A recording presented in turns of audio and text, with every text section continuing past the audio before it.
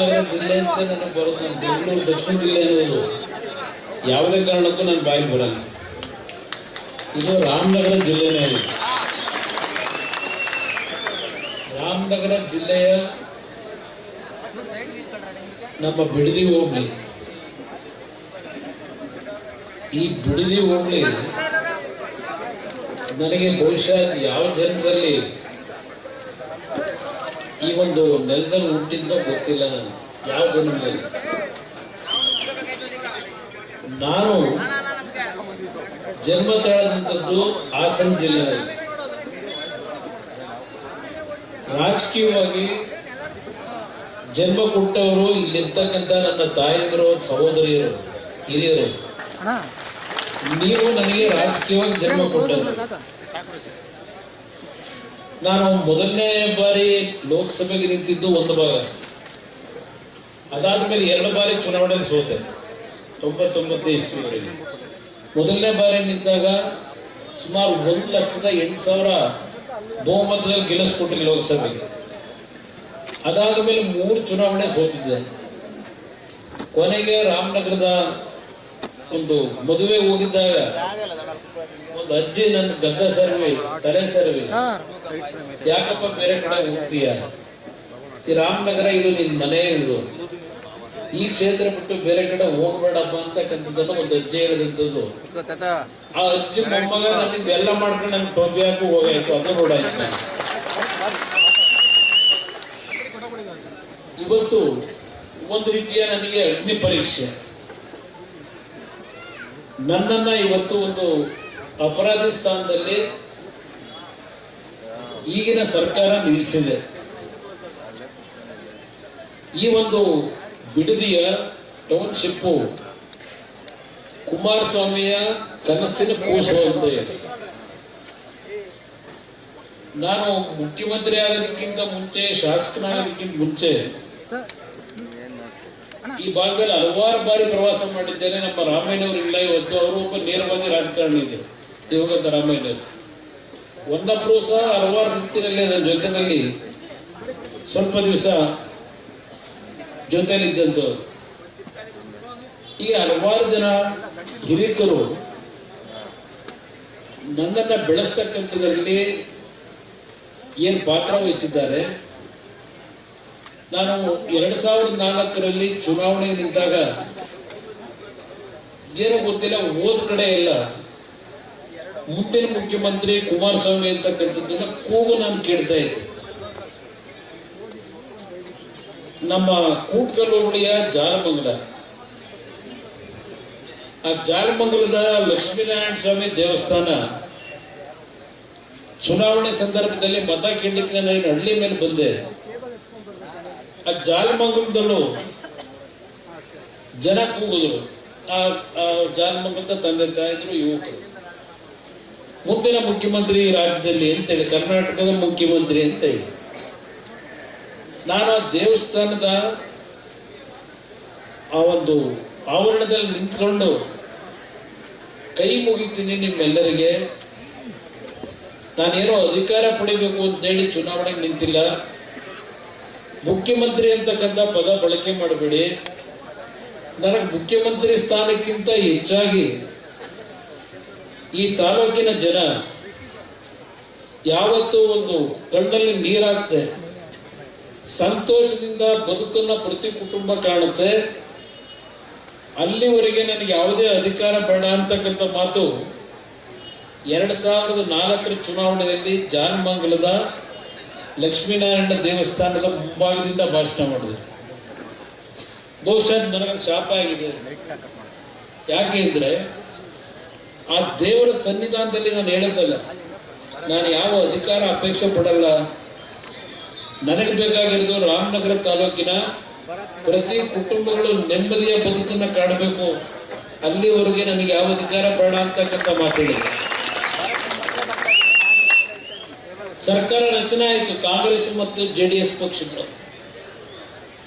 ಆದರೆ ಅಲ್ಲಿ ನಡೆದಂತ ಕೆಲವು ಘಟನೆಗಳಿಂದ ಬಿಜೆಪಿ ಮತ್ತು ಜೆಡಿಎಸ್ ನ ಸರ್ಕಾರ ರಚನೆ ಮಾಡಬೇಕಾಯಿತು. ಆ ಸರ್ಕಾರ ರಚನೆ ಮಾಡಬೇಕಾದ್ರೂ ದಿವಂಗತ MP ಪ್ರಕಾಶ್ ಅವರು ಇವತ್ತು ಬದುಕಿಲ್ಲ.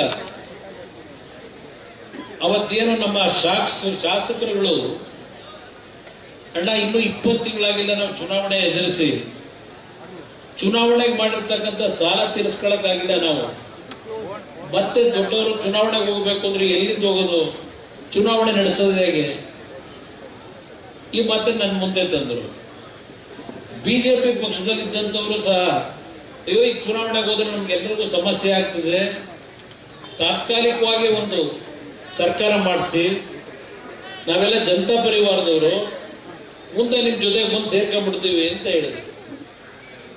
ನಾನು MP ಪ್ರಕಾಶ್ ಅವರಿಗೆ ನೀವು ಮುಖ್ಯಮಂತ್ರಿ ಆಗ್ತಕ್ಕಂಥದ್ದಕ್ಕೆ ತೀರ್ಮಾನ ತಗೊಳ್ಳಿ, ನನಗೇನು ಅಧಿಕಾರಕ್ಕೆ ಬರಬೇಕು ಅಂತಕ್ಕಂಥ ಆಸೆನೂ ಇಟ್ಟಿಲ್ಲ, ನನ್ನ ಪಕ್ಷ ಬೆಳೆಸಬೇಕು, ದಯವಿಟ್ಟು ಆ ಸ್ಥಾನ ಸ್ವೀಕಾರ ಮಾಡಿ ಎಂದೆ.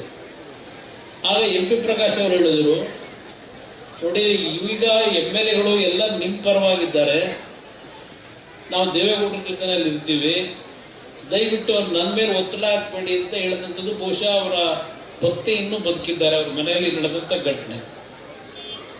ನಮ್ಮ ಶಾಸಕರುಗಳ ಒತ್ತಡ, BJP ನಾಯಕರ ಒತ್ತಡ, ಅಂತಿಮವಾಗಿ ನಾನಾಗ ಮುಖ್ಯಮಂತ್ರಿ ಆದೆ.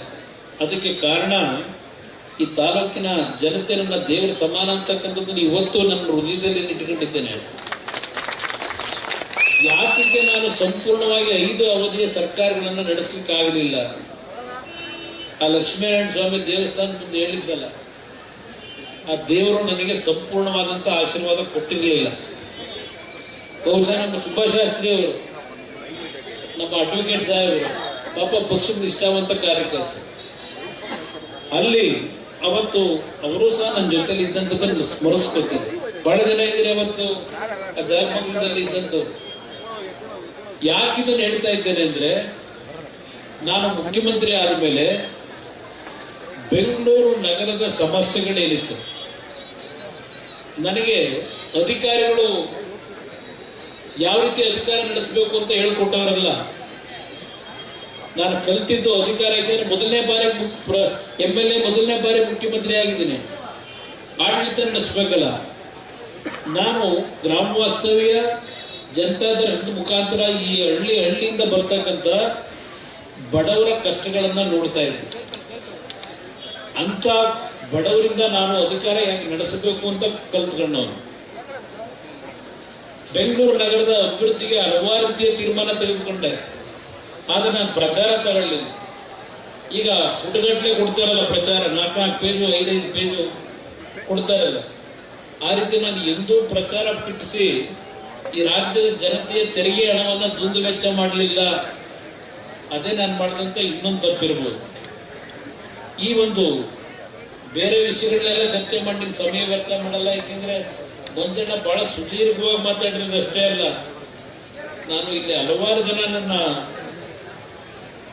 ಅಕ್ಕಂದ್ರೋ ತಂಗಿರೋ ಜೊತೆ ನನ್ನ ಮಕ್ಕಳು ಸಮಾನವಾಗಿರ್ತಕ್ಕಂಥ 2-3 ಜನ ಹೆಣ್ಣು ಮಕ್ಕಳು ಕಾಲೇಜಿನ ಇಂಜಿನಿಯರಿಂಗ್ ಮಾಡಿರ್ತಕ್ಕಂಥವ್ರು, ಅದ್ರ ಜೊತೆ ನಮ್ಮ ಯುವಕರೊಬ್ಬರು ಯೋಗಿ ಅದ್ಭುತವಾಗಿ ಮಾತನಾಡೋದು.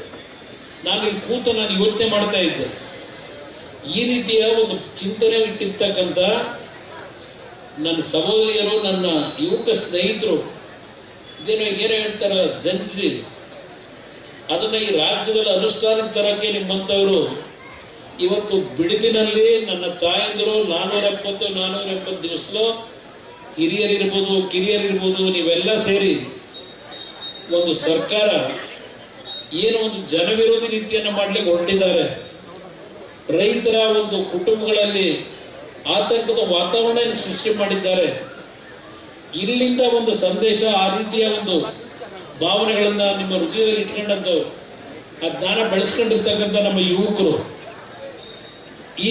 ಈ ಒಂದು ಹೋರಾಟದಿಂದ ಇಡೀ ರಾಜ್ಯಕ್ಕೆ ಒಂದು ಸಂದೇಶ ತಲುಪಿಸಿದರೆ, ಬಹುಶಃ ನಿನ್ನೆ ದಿನ ನಾನು ಮಂಡ್ಯದ ಮದ್ದೂರು ತಾಲೂಕಿನಲ್ಲಿರ್ತಕ್ಕಂಥ ನವೋದಯ ವಿದ್ಯಾಲಯಕ್ಕೆ ಹೋಗಿದ್ದೆ. ಇದು ನೀನು ಇದ್ದಲ್ಲಪ್ಪ, ನಿನ್ನೆ ಬಂದಿದ್ದಾರೆ ಮಕ್ಕಳು ಕರ್ಕೊಂಡು, ದೇವಸ್ಥಾನಕ್ಕೆ ಹೋಗ್ತಾ ಇದ್ದೀನಿ, ನೀನು ನೋಡಿ ಬಂದೆ ಅಣ್ಣ ಅಂತ. ಅಲ್ಲಿ ಒಬ್ಬ ಯುವಕ ಅವನು 8ನೇ ತರಗತಿನೋ 9ನೇ ತರಗತಿ ವಿದ್ಯಾರ್ಥಿ ನನ್ನ ಹತ್ರ ಬಂದು ಕೇಳ್ತಾನೆ, ಅಣ್ಣ ಇಲ್ಲಿ ಈ ರಾಜ್ಯದಲ್ಲಿ ಭ್ರಷ್ಟಾಚಾರಗಳು ಇದೆಲ್ಲ ನಡೀತಾ ಇದೆಯಲ್ಲ, ಇದನ್ನು ನಿಲ್ಲಿಸ್ಲಿಕ್ಕೆ ಆಗಲ್ವಾ ಅಂತ ಕೇಳ್ತಾನೆ. ಉತ್ತರ ಏನು ಕೊಡೋದು? ಒಬ್ಬ ಯುವಕ 8 ವರ್ಷದ 8ನೇ ತರಗತಿ ಓದ್ತಕ್ಕಂಥ ಯುವಕ ನಾನು ಪ್ರಶ್ನೆ ಮಾಡ್ತೀನಿ.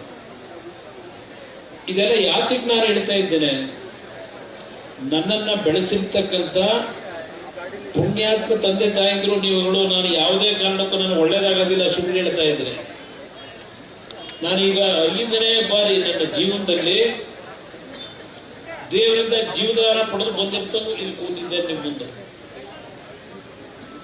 ನಿಮ್ ಮುಂದೆ ಇವತ್ತು ಕೂತ್ ಮಾತಾಡೋ ಪರಿಸ್ಥಿತಿ ನಾನು ಇರಲಿಲ್ಲ. ಹಲವಾರು ನಾಡಿನ ಲಕ್ಷಾಂತರ ಜನ ಅಯ್ಯೋ ಪಾಪ ಕುಮಾರಸ್ವಾಮಿ ಹುಷಾರಿರುವಂತೆ, ಭಗವಂತ ಒಳ್ಳೇದು ಮಾಡ್ಲಪ್ಪ, ಆರೋಗ್ಯ ಸರಿಯಾಗಲಿ, ಈ ಒಂದು ಪ್ರಾರ್ಥನೆ ಸಲ್ಲಿಸಿದ ಪ್ರತಿಫಲ ಇವತ್ತು 5ನೇ ಬಾರಿ ಜೀವದಾನ ಪಡ್ಕೊಂಡು ಇಲ್ಲಿ ಬಂದು ಮುಂದೆ ಕೂತಿದ್ದೆ. ನನ್ನ ತಾಯಂದ್ರು ಕಳೆದ 470 ದಿವಸದಿಂದ ಮನೆ ಕೆಲಸ ಮಾಡೋದು ಬಿಟ್ಟು, ಕೃಷಿ ಕೆಲಸನೂ ಮಾಡೋದು ಬಿಟ್ಟು, ಇವತ್ತು ಈ ಸರ್ಕಾರದ ಕಣ್ಣು ತರಿಸಬೇಕು ಅಂತ ಹೇಳಿ ಇಷ್ಟು ಹೋರಾಟ ಏನ್ ಮಾಡ್ಕೊಂಡ್ ಬಂದಿದ್ದೀರಿ. ನಿಮ್ ಪಾದಕ್ಕೆ ನಾನು ನಮಸ್ಕಾರ ಹೇಳ್ತೀನಿ. ನಾನು ಇವತ್ತು ನೀವು ಬೆಳೆಸ್ತಂತವ್ರು ಏನಿದ್ದೀರಿ, ಹಲವಾರು ಸತ್ಯ ಘಟನೆಗಳನ್ನ ಹೇಳಲಿಕ್ಕೆ ಸಾಧ್ಯ ಇಲ್ಲ. ಇವತ್ತು ನಿಮ್ಮ ಆಶೀರ್ವಾದ ಬಲದಿಂದ ದೇಶದಲ್ಲಿ ಮಂತ್ರಿಯಾಗೂ ಸಹ ಈಗ ಕಳೆದ 2 ವರ್ಷದಿಂದ ಇವತ್ತು ಅಧಿಕಾರದಲ್ಲಿ ಇದ್ದೇನೆ. ನರೇಂದ್ರ ಮೋದಿ ಅವರ ಸರ್ಕಾರದಲ್ಲಿ ಇವತ್ತು 2 ಇಲಾಖೆಯನ್ನ ನಿರ್ವಹಣೆ ಮಾಡ್ತಾ ಇದ್ದೇನೆ. ನಾನೇನಾದ್ರು ಬೆಂಗಳೂರಿಗೆ ಬಂದ್ರೆ ಇವತ್ತು ಸಹ ದಿನಕ್ಕೆ 100 ಜನ ಇರ್ತಾರೆ ಮನೆ ಮುಂದೆ. ಬೇರೆ ಬೇರೆ ವಿಷಯಗಳನ್ನ ಕೇಳ್ಕೊಂಡ್ ಬರೋದು ಬೇರೆ.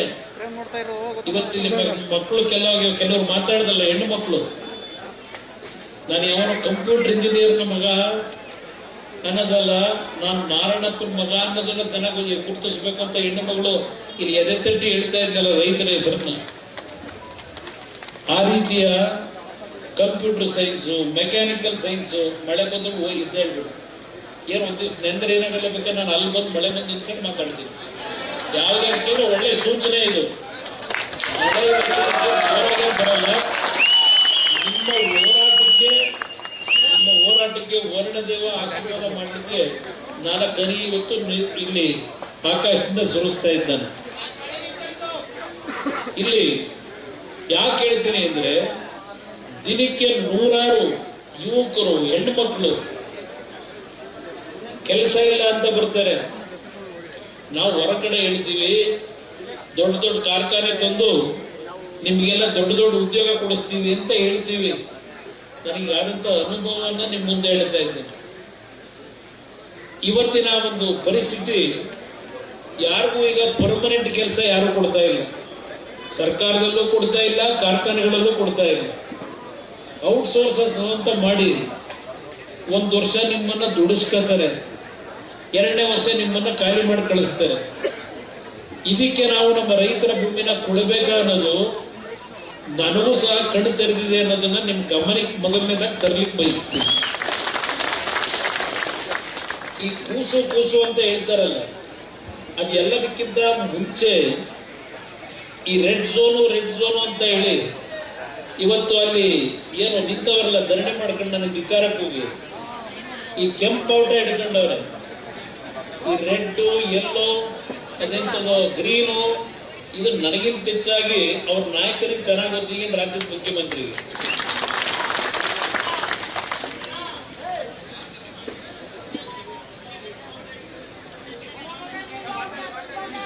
ಅದ್ರಲ್ಲಿ ಬಹಳ ಜನ ನನ್ನ ಹತ್ರ ಇದ್ದವರು ಇಲ್ಲ. ಇಲ್ಲಿ ನನ್ನ ತಾಯಂದ್ರಿಗೆ, ಕೆಲವು ನಮ್ಮ ಹಿರಿಯರಿಗೆ ಒಂದು ಮಾತು ಹೇಳಕ್ ಬಯಸ್ತೀನಿ ನಾನು. ರೆಡ್ ಝೋನ್ ಅಂತಕ್ಕಂಥದ್ದು ಈ ಕರ್ನಾಟಕದಲ್ಲಿ ಇರ್ತಕ್ಕಂಥ ಟೌನ್ ಪ್ಲಾನಿಂಗ್ ಅಂತಕ್ಕಂಥ ಒಂದು ಸಂಸ್ಥೆ ಏನಿದೆ, ಆ ಸಂಸ್ಥೆ CDP ಅಂತ ಹೇಳಿ ಒಂದು ಮಾಸ್ಟರ್ ಪ್ಲಾನ್ ನ ತಯಾರು ಮಾಡ್ತಾರೆ. ಆ CDP ಅನ್ನೋದ್ರ ಮುಖಾಂತರ, ಯಾಕಂದ್ರೆ 15 ವರ್ಷಕ್ಕೆ 1 ಬಾರಿ ಇಲ್ಲ 10 ವರ್ಷಕ್ಕೆ 1 ಬಾರಿ ಇರಬೇಕು. ಈ ಬೆಂಗಳೂರು ನಗರದ ಸುತ್ತಮುತ್ತ ಈ ಝೋನ್ನ ಅಂತಕ್ಕಂಥದ್ದನ್ನ ಗುರುತಿಸ್ತಾರೆ. ಅದರಲ್ಲಿ ಈ ಭಾಗ ರೆಡ್ ಝೋನ್ ಮಾಡಿದ್ದಾರೆ, ಕೆಲವು ಭಾಗದಲ್ಲಿ ಗ್ರೀನ್ ಝೋನ್ ಮಾಡಿದ್ದಾರೆ, ಕೆಲವು ಭಾಗದಲ್ಲಿ ಯೆಲ್ಲೋ ಝೋನ್ ಮಾಡಿದ್ದಾರೆ. ನೀವೆಲ್ಲ ಇಷ್ಟೆಲ್ಲ ಕಷ್ಟಪಟ್ಟಿರೋದಕ್ಕೆ ಇದನ್ನ ಹೇಳ್ತಾ ಇದ್ದೀನಿ. ಅಲ್ಲೆಲ್ಲೋ ಕೂತಾರಲ್ಲ ಬಂದು ಪಾಪ ಕೇಳಿಸ್ಕೊಂಡ್ರೆ ಒಳ್ಳೇದು. Red zone red zone red zone ಅಂತ ನಿಮಗೂ ತಲೆ ಕೆಡಿಸವ್ರೆ. ಈ ಮಾಸ್ಟರ್ ಪ್ಲಾನ್ ಏನಿದೆ, CDP ಪ್ಲಾನು, ಈ ರೆಡ್ ಝೋನ್ನ ಯಾತಕ್ಕೆ ಮಾಡ್ತಾರೆ ಅಂದ್ರೆ, ಯಾವುದಾದ್ರೂ ಒಂದು ಸಾರ್ವಜನಿಕ ಮತ್ತು ಉಪ ಸಾರ್ವಜನಿಕ ಕಾರ್ಯಕ್ರಮಗಳಿಗೆ ಆ ಭೂಮಿ ತಗೊಳ್ಳಿಕ್ಕೆ ಅಂತೇಳಿ ಮಾಡ್ತಾರೆ. ಇದು ಮೂಲ ಉದ್ದೇಶ ರೆಡ್ ಝೋನ್ದು. ಅದರಲ್ಲಿ ಏನಿದೆ ಅಂದ್ರೆ ಡೆಫಿನಿಷನ್, ವಿವರಣೆ, ಈ ಕಲರ್ ಕೋಡ್ ಏನ್ ಹಾಕ್ತಾರೆ ಪ್ಲಾನರ್ಸ್, ಅರ್ಬನ್ ಡೆವಲಪ್ಮೆಂಟ್ ನ ಮ್ಯಾಪ್ ಏನಿದೆ, ನಗರ ಪ್ರದೇಶದ ಮ್ಯಾಪ್ ನ ಏನು ಕಲರ್ ಝೋನ್ ಅಲ್ಲಿ ಕೋಡ್ ಕೊಡ್ತಾರೆ. ಈ ಕಲರ್ ಕೋಡ್ ಏನಿದೆ, ಈಗ ಕೆಂಪು ಅಂತ ಏನು ಈಗ ಬಾವುಟ ಹಿಡ್ಕೊಂಡವರಲ್ಲ, red is used to earmark land to community focused and government services. ಒಂದು ಸಾರ್ವಜನಿಕವಾಗಿ ಯಾವುದಾದ್ರೂ ಒಂದು ಸ್ಕೂಲ್ ಕಟ್ಟಡ ಕಟ್ಟಲಿಕ್ಕೋ, ಆಸ್ಪತ್ರೆ ಕಟ್ಟಡ ಕಟ್ಟಲಿಕ್ಕೋ, ಇಲ್ಲ ಗೌರ್ಮೆಂಟ್ ಬಿಲ್ಡಿಂಗು ಆಫೀಸ್ ಕಟ್ಟಲಿಕ್ಕೋ, ಇಲ್ಲ ದೇವಸ್ಥಾನಗಳನ್ನು ಕಟ್ಟಲಿಕ್ಕೋ, ಕಮ್ಯುನಿಟಿ ಸೆಂಟರ್ ಒಂದು ಸಮುದಾಯ ಭವನ ಕಟ್ಟತಕ್ಕಂಥದ್ದಕ್ಕೆ ಮಾತ್ರ ಪರ್ಮಿಷನ್ ಕೊಡಬೇಕು ಅನ್ನೋದಕ್ಕೆ ಪರ್ಮಿಸಬಲ್ ಯೂಸಸ್ ಅಂತ ಹೇಳಿ ಈ ರೆಡ್ ಝೋನ್ ಅನ್ನ ಅಲಾಟ್ ಮಾಡಿರೋದು. ಆ ಬಣ್ಣ ಹತ್ತಿ ತೋರಿಸ್ತಾರೆ, ಇದು ರೆಡ್ ಝೋನ್ ಅಂತ ಹೇಳಿ. ಅದ್ರ ಜೊತೆಗೆ ಇದರ ಇಂಪ್ಲಿಕೇಶನ್, ಪ್ರಾಪರ್ಟಿನ ಈ ಜಮೀನ್ ಖರೀದಿ ಮಾಡ್ಯಾರ ಅವರಲ್ಲ, ಅವರಿಗೆ ಏನ್ ಫಾಲೋ ಮಾಡಬೇಕು ಅಂತೇಳಿ ಅದಕ್ಕೆ ಒಂದು ಏನ್ ಮಾಡಿದ್ದಾರೆ, ಆ ಕೆಲವು ಡೀಟೇಲ್ ಏನ್ ಕೊಟ್ಟಿದ್ದಾರೆ. ನಿಮ್ಮ ಜಮೀನನ್ನ ಯಾರು ಕಿತ್ಕೊಳ್ಳೋಕ್ಕಾಗಲ್ಲ. ಇವತ್ತು ನೀವು ಹೇಳಿದ್ರೆ ನನ್ನ ತಾಯಿಯರ ಮಾತನಾಡ್ಬೇಕಾರೇನೋ ನನ್ನ ಹಳೆ ಸ್ನೇಹಿತ ಅಲ್ಲೆಲ್ಲೋ ಹೇಳೋನ ನೋಡಿದೆ, ಯಾವುದೊಂದು ವಾಟ್ಸಪ್ ಅಲ್ಲಿ ತೋರಿಸ್ತಾರದ್ನ. ರೆಡ್ ಝೋನ್ ಅಂತಕ್ಕಂಥದ್ದನ್ನ ಕುಮಾರಣ್ಣ ಅವತ್ತೇನಾದ್ರೂ ಗುರುತಿಸ್ತಾ ಹೋಗಿದ್ರೆ ಇವತ್ತು ಜಮೀನುಗಳೇ ಉಳಿತಿರ್ಲಿಲ್ಲ. ಇಲ್ಲಿ ಯಾವೊಂದು ಲ್ಯಾಂಡ್ ಮಾಫಿಯಾಗಳವರಲ್ಲ, ಭೂಗಳ್ರು ಇಷ್ಟೊತ್ತಿಗೆ ಎಲ್ಲ ಲಪಟಾಯಿಸ್ಬಿಡೋರು ಅಂತ ಹೇಳಿ ಎಲ್ಲ ಒಂದ್ ಕಡೆ ಟಿವಿಲಿ ಹೇಳಿರೋದನ್ನ ಕೆಲವರು ಹಾಕೊಂಡಿದ್ರು. ಈಗ ಇದು ನಮ್ಮ ಹಳೆ ಸ್ನೇಹಿತ, ಅವ್ರ ಹೆಸರು ಹೇಳಕ್ಕೂ ನನಗೆ ಅಸಹ್ಯ, ಹೇಳಲ್ಲ. ಇಲ್ಲಿ ಇರ್ತಕ್ಕಂಥದ್ದು ರೆಡ್ ಝೋನ್ ಅಂತಕ್ಕಂಥದ್ದು ಏನು ಅನ್ನೋದನ್ನ ನಿಮ್ಮ ಗಮನಕ್ಕೆ ನಾನು ತರ್ತಾ ಇದ್ದೇನೆ. ಅದೇನೋ ನಮ್ಮ ಮುಖ್ಯಮಂತ್ರಿಗಳು red zone red zone red zone ಅಂತ, ಇದು ಇಲ್ಲ ಇಲ್ಲ ಇಲ್ಲ ಬೇಕದು, ಇದನ್ನ ನಿಮ್ ಗಮನಕ್ಕೆ ತರ್ತಾ ಇದ್ದೇನೆ ನಾನು. ನಂತರ ಇಲ್ಲಿ ಇದೆಂತ ಈಗ ಆದೇಶ ಹೊರಡಿಸಲ್ಲ ಕ್ಯಾಬಿನೆಟ್ದು, ನಿಮಗೆ ಸಂಪೂರ್ಣ ಹಣ ಕೊಡಲ್ಲ, 50% ನಿಮ್ಮ ಲ್ಯಾಂಡ್ ವ್ಯಾಲ್ಯೂಗೆ ದುಡ್ಡು ಕೊಡ್ತಾರಂತೆ. ಇನ್ 50% ಆಮೇಲೆ ಅದೆಂತದ್ದು ಕುಮಾರಸ್ವಾಮಿ ಕಾಲದಲ್ಲಿ 40% ಲ್ಯಾಂಡ್ ಕೊಡಕ್ಕೆ ಇದು ಮಾಡಿದ್ರು ಕಾನೂನು, ನಾನು 50% ಏರಿಸ್ಬಿಟ್ಟಿದ್ದೀನಿ ಅಂತಾರಲ್ಲ. ನಿಮಗೆ 50% ಲ್ಯಾಂಡ್ ಕೊಡ್ತಾರಂತೆ, 50% ಕ್ಯಾಶು, 50% ಲ್ಯಾಂಡ್ ಅಂತೆ. ಇಲ್ಲಿ ಅದೊಂದು ದರಿದ್ರ ಅನ್ನೊಂದು ನೈಸ್ ರಸ್ತೆ ಅಂತ ಮಾಡಿಸಿದಾರಲ್ಲ ದೇವೇಗೌಡರ ಮಾಯಗಾನಹಳ್ಳಿ ಹತ್ರ 1984-85 ಒಂದು ಸ್ಕೂಲ್ ಬಸ್ ಆಕ್ಸಿಡೆಂಟ್ ಆಗಿ ಆ ಸ್ಥಳದಲ್ಲಿ 10-12 ಮಕ್ಕಳು ತೀರ್ಕೊಂಡು ಹೋದ್ರು ಮಾಯಗಾನಹಳ್ಳಿ ಹತ್ರ. ಅಲ್ಲಿ ಆ ಪರಿಸ್ಥಿತಿ ನೋಡಿ ಬೆಂಗಳೂರು ಮೈಸೂರಿನ ಒಂದು ಒಳ್ಳೆ ರೋಡ್ ಮಾಡಬೇಕು ಅಂತೇಳಿ ಚಿಂತೆ ಮಾಡೋದು. 85ರಿಂದ ಮಾಡಕ್ ಆಗಲಿಲ್ಲ. 94 ಅವ್ರು ಮುಖ್ಯಮಂತ್ರಿ ಆದಾಗ ಯಾರೋ ಅಮೆರಿಕಾದ ಗವರ್ನರ್ ಅಂತ ಬಂದ್ರು ಮೊದಲು ದೇವೇಗೌಡರು ಮುಖ್ಯಮಂತ್ರಿ ಇದ್ದಾಗ, ಬಂದು ಆ ರಸ್ತೆ ಮಾಡಬೇಕು ಅಂತ ಹೇಳಿ ಒಂದು ಅಗ್ರಿಮೆಂಟ್ ಆದ್ರೆ ದೇವೇಗೌಡರು ಡೆಲ್ಲಿಗೆ ಹೋದ್ಮೇಲೆ ಪ್ರಧಾನಮಂತ್ರಿಗಳಾಗಿ ಎಲ್ಲಾ ರೀತಿಯಲ್ಲಿ ಮಾರ್ಪಾಡು ಮಾಡಿ ದೇವೇಗೌಡರು ಹೇಳಿದಂಥದ್ದನ್ನೆಲ್ಲ ಬಿಟ್ಟು ಬಂದಂತ ಸರ್ಕಾರಗಳು ಯಾವ್ಯಾವ ರೀತಿ ಆ ನೈಸ್ ಕಂಪನಿ ಅವನಿಗೆ ಜವಾನರ ಕೆಲಸ ಮಾಡ್ತಿದ್ದಾರೆ, ಗುಲಾಮರ ಕೆಲಸ ಮಾಡೋದು. 1 ಲಕ್ಷಕ್ಕೂ ಹೆಚ್ಚಿನ ಭೂಮಿ ಇದೇ ಶಿವಕುಮಾರ್ ಅವರು ಮಹಾನುಭಾವರು PMICP ಅಂತ ಹೇಳಿ ಮಾಡಿ ಅಲ್ಲಿ 1.25 ಲಕ್ಷ ಭೂಮಿಗಳನ್ನ ಎಲ್ಲ ಕಡೆ ಉದ್ದಕ್ಕೂ ಬೆಂಗಳೂರಿನಿಂದ ಮೈಸೂರಿನವರೆಗೂ ಆ PMICPಯ ಚೇರ್ಮನ್ ಆಗಿ ಏನೇನು ಮಾಡಿದ್ರು ಮಹಾನುಭಾವ. ಈಗ ಇಲ್ಲಿ ಬಂದವರ ರಾಮನಗರ ಜಿಲ್ಲೆ ಬದಲಾವಣೆ ಮಾಡಿ, ಇಲ್ಲೆಲ್ಲ ನಮ್ಮ ರಾಮಣ್ಣವರು ಯಾರು ಹೇಳ್ತಾ ಇದ್ರು ಆ ಪರಿಸ್ಥಿತಿನ ಯಾತಕ್ಕೆ ಈ ತರ ಆಗಿದೆ ಅಂತ ಹೇಳಿ. ಇಲ್ಲಿ ಮೊನ್ನೆ ವಿಜಯದಶಮಿ, ಆ ವಿಜಯದಶಮಿ ಸಂದರ್ಭದಲ್ಲಿ ಸಾತ್ತೂರಿನಲ್ಲಿ ಕಾರ್ಯಕ್ರಮ ಕರೆಸಿರ್ತಾರೆ. ಆ ಕಾರ್ಯಕ್ರಮದಲ್ಲಿ ಭಾಷಣ ಮಾಡ್ತಾರೆ ಮಹಾನುಭಾವ. ಅಕ್ಟೋಬರ್ 24, 2023 ಅವ್ರ ಭಾಷಣ ಏನಪ್ಪಾ ಅಂದ್ರೆ, ವಿಜಯದಶಮಿ ಹಬ್ಬದ ಪ್ರಯುಕ್ತ ಅಕ್ಟೋಬರ್ 24ರಂದು ಕನಕಪುರ ಕ್ಷೇತ್ರದ ಸಾತ್ತೂರಿನಲ್ಲಿ ನಡೆದ ಸಾರ್ವಜನಿಕ ಕಾರ್ಯಕ್ರಮ ಹಾಗೂ ದೇವಾಲಯದ ಕಾರ್ಯಕ್ರಮದಲ್ಲಿ ಅದೇನ್ ದೇವಸ್ಥಾನಗಳಿಗೆ ಹೋಯ್ತಾರೋ, ಅದು ಯಾವ್ಯಾವ ಗುರುಗಳನ್ನ ಇಟ್ಕೊಂಡವರು, ಅದೇನ್ ದೇವರದ್ದು ಯಾವಾಗ ಏನ್ ಮಾಡ್ತಾರೋ ನೋಡ್ಬೇಕು ನಾನು.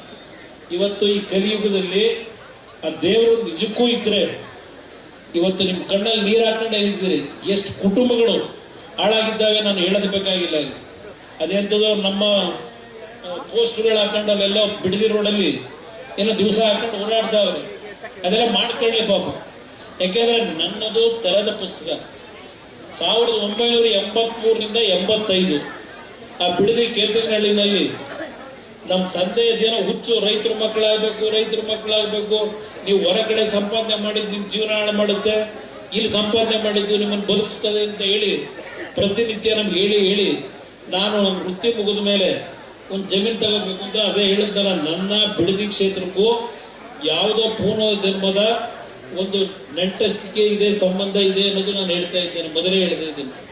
ಇಲ್ಲಿ ಕರ್ಕೊಂಬಂತ ನಾನು ಹಾಸನ ಜಿಲ್ಲೆಯಿಂದ ನಾನು ಆಗ ಭೂಮಿ ಖರೀದಿ ಮಾಡಲಿಕ್ಕೆ ಇವತ್ತು ಇಂಟರ್ನ್ಯಾಷನಲ್ ಏರ್ಪೋರ್ಟ್ ಏನಿದೆ ಆ ಭಾಗದಲ್ಲಿ ಚಿಕ್ಕ ಜಾಲವ ಯಾವುದೋ ಇದೆ, ಅಲ್ಲಿ ಒಂದು 25 ಎಕರೆ ತೋರಿಸಿದ್ರು ಕರ್ಕೊಂಡೋಗಿ.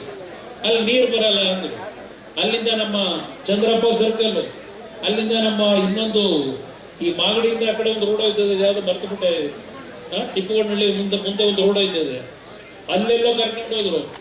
ಕೊನೆಗೆ ನನಗೆ ನಮ್ಮ ಚೈನಾ ಸಾಬರು ಅಂತೇಳಿ ಬಿಡದಿರೋಬ್ರು ಇದ್ರು, ಅವರು ಆ ಮೇನ್ ರೋಡಲ್ಲಿ ನಿಲ್ಲಿಸ್ಕೊಂಡು ಆ ಭೂಮಿ ತೋರಿಸಿದ್ರು ನನಗೆ.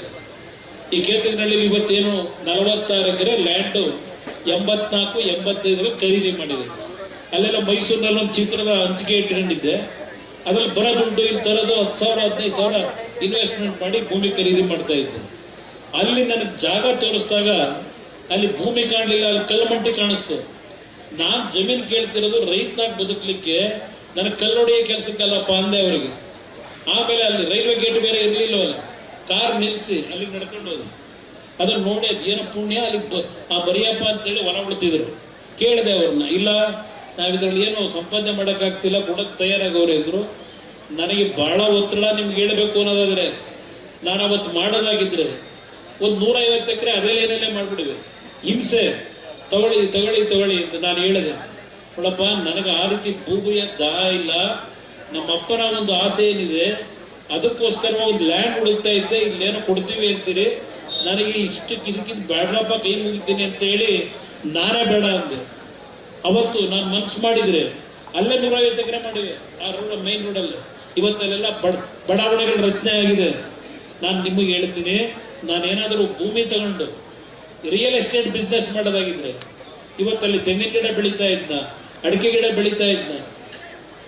ಬಂದಿದ್ರಿ, ನೋಡಿದಿರಿ, ಹಲವಾರು ಜನ ಇಲ್ಲಿಂದ ಬಂದು ಕೂಲಿ ಕೆಲಸ ಮಾಡಿದಿರಿ, ಬಂದು ನನ್ನ ಜೊತೆ ನಾನು ಹೊಲದಲ್ಲಿ ಕೆಲಸ ಮಾಡಿ ಹಲವಾರು ಕುಟುಂಬದಲ್ಲಿದ್ದೀರಿ, ಹೊಸೂರಿನವರಿದ್ದಾರೆ. ಅದರಿಂದ ಇಲ್ಲಿ ಈ ಮಹಾನುಭಾವ ಹೇಳ್ತಾನಲ್ಲ, ಕನಕಪುರ ಭಾಗದ ರೈತರು ಯಾರೂ ನಿಮ್ಮ ಜಮೀನುಗಳನ್ನು ಮಾರಾಟ ಮಾಡಬೇಡಿ, ಬ್ರಾಹ್ಮಣರು ಇದನ್ನೇ ಹೇಳಿದ್ದು. ಬೆಂಗಳೂರಿನವರು ಒಂದು ದುಪ್ಪಟ್ಟು ದುಡ್ಡು ಕೊಟ್ಟು ಕೇಳಿದ್ರು, ಜಮೀನು ಕೊಡಬೇಡಿ ಅಂದ್ರೆ ಬೆಂಗಳೂರಿನವರು ಅಂತ ಹೇಳ್ತಾರಲ್ಲ, ಅವ್ರನ್ನೇ ಸೇರಿಸ್ಕೊಂಡು ಹೇಳೋರು, ಯಾರನ್ನ ಕೇಳಿ ಸೇರಿಸ್ಕೊಂಡು ಹೇಳೋರೆ. ಮುಂದಿನ ದಿನಗಳಲ್ಲಿ ನಿಮ್ಮ ಜಮೀನಿಗೆ ಬಹಳ ಒಳ್ಳೆಯ ಬೆಲೆ ಬರುತ್ತದೆ.